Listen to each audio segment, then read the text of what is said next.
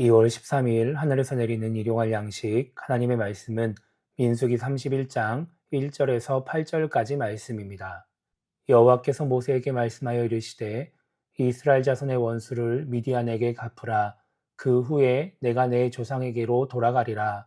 모세가 백성에게 말하여 이르되 너와 함께 있는 사람들 가운데서 전쟁에 나갈 사람들을 무장시키고 미디안을 치러 보내어 여호와의 원수를 갚되 이스라엘 모든 지파에게 각 지파에서 1000명씩을 전쟁에 보낼지니라 하매 각 지파에서 1000명씩 이스라엘 100만 명 중에서 12,000명을 택하여 무장을 시킨지라. 모세가 각 지파에 1000명씩 싸움에 보내되 제사장 엘르아살의 아들 비느하스에게 성소의 기구와 신호나팔을 들려서 그들과 함께 전쟁에 보내매 그들이 여호와께서 모세에게 명령하신 대로 미디안을 쳐서 남자들을 다 죽였고 그 죽인 자 외에 미디안의 5왕을 죽였으니 미디안의 왕들은 에위와 레겜과 수르와 후르와 레바이며 또 부올의 아들 발람을 칼로 죽였더라. 아멘. 오늘 우리가 읽은 말씀은 미디안을 공격하는 이스라엘의 모습을 기록하고 있습니다. 오늘 말씀에서 하나님은 모세에게 이스라엘 자손의 원수를 미디안에게 갚으라고 말씀하십니다. 그 일을 마친 후에 죽을 것이라고 말씀하시죠. 그래서 모세는 각 지파에서 1000명씩을 차출합니다. 모세는 그렇게 차출된 군인 12,000명을 전쟁에 내보내면서 제사장 엘르아살의 아들 비느하스를 함께 보냅니다. 비느하스에게 성소의 기구와 신호나팔을 들려보내서 하나님이 전쟁 가운데 함께하고 계심을 보여주는 것입니다. 7절 이하의 말씀을 보면 이스라엘 군대는 미디안을 공격해서 그 남자들을 다 죽입니다. 그리고 미디안의 5왕과 부올의 아들 발람을 죽입니다.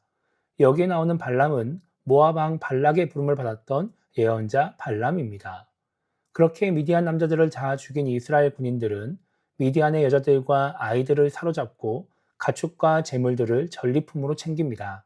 그리고 성읍과 촌락을 다 불태워서 그 지역의 미디안을 진멸하게 됩니다. 오늘 말씀을 통해 우리가 생각해 봐야 하는 것은 죄의 근원을 끊어내야 한다라는 것입니다.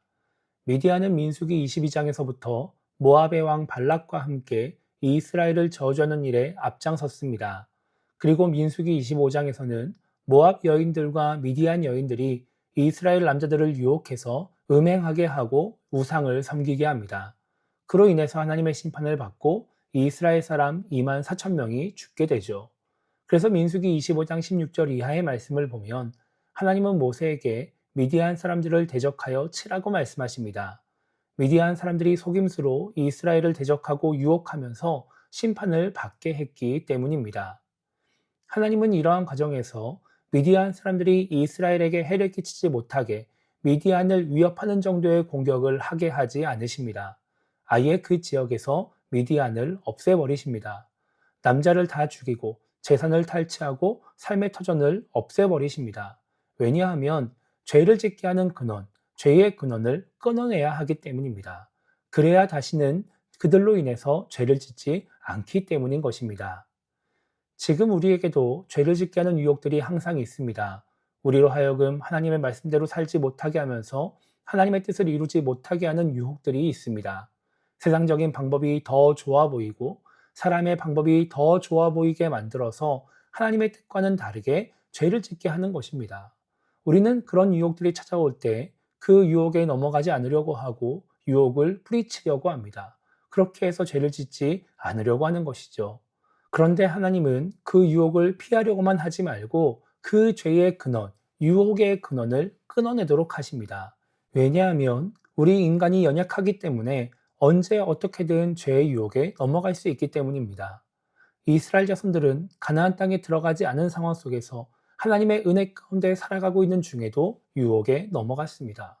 그런데 우리가 어떻게 그렇게 쉽게 유혹을 이겨낼 수 있을까요? 쉽지 않은 일인 것이죠. 디모데전서 2장 22절에는 청년의 정욕을 피하라는 말씀이 나옵니다.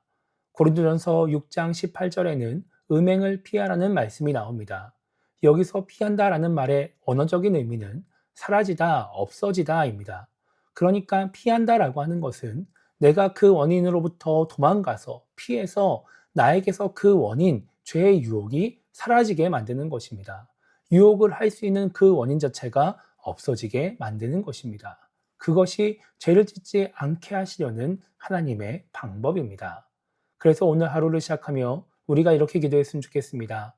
죄의 유혹들, 하나님의 뜻대로 행하지 못하게 하는 유혹들이 우리를 찾아올 때 그 유혹에 넘어가지 않으려고만 하는 그런 신앙인이 되지 않게 달라고 기도했으면 좋겠고요.